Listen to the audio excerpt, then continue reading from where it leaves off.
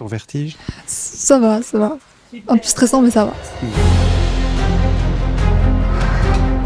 Devenir sapeur-pompier, ils en ont rêvé. Aujourd'hui, Héloïse et Maxime et la vingtaine de jeunes de l'école provinciale des cadets se lancent pour la première fois dans le vide. Une épreuve de descente en rappel qui ne se fait pas sans crainte. De retour sur la terre ferme, c'est le soulagement. C'était cool, mais stressant. Et tu descends. Il faut vraiment aller tout doucement et réfléchir. Et une fois qu'ils se rendent compte qu'ils sont sécurisés, qu'il ne peut rien leur arriver, qu'ils sont eux-mêmes maîtres de leur descente, tout se passe bien. Ils se débrouillent vraiment pas mal.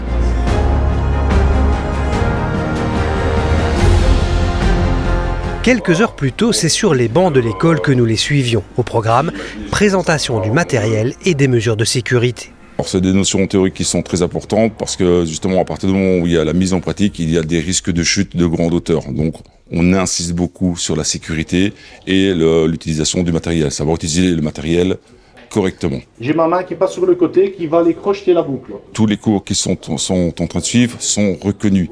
Donc, ce qui veut dire que quand ils auront fini leur formation cadet, tous les modules qu'ils auront suivis ici sur le sein de l'école ne devront plus être suivis le jour où ils passeront pompiers. À savoir que dès qu'ils ont fini leur cadet, ils peuvent déjà postuler comme pompiers volontaires et c'est là qu'ils finiront leur formation et iront chercher les derniers modules pour obtenir leur brevet de sapeur-pompier. Et ils pourraient rêver de devenir aussi pompier professionnel. Ouais, c'est tout le mal que je leur souhaite, tout à fait. C'est généralement ce qu'on veut. Maxime, comme tous les autres, suit une scolarité classique, mais c'est devenir pompier qui le fait vibrer, tout comme son grand-père avant lui. J'ai toujours ce souvenir quand j'étais sur la grande place de Bruxelles dans une autopompe et ça m'a marqué. Depuis toujours, j'ai été passionné. Dès que j'ai vu cette opportunité s'ouvrir, j'ai foncé. À 16 ans, Héloïse connaît elle aussi les risques du métier, mais l'envie de se sentir utile l'emporte sur tout le reste.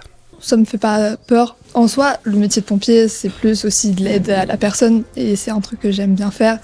Et mettre ma vie en jeu pour aider les autres, ça me dérange pas si c'est pour aider les autres. Ta famille, comment elle a réagi? Elle est fière que tu fasses pompier? Ma famille, elle est très fière que je fasse pompier, même parce que je suis un peu le premier pompier de ma famille et en plus je suis une fille, du coup c'est encore plus une fierté.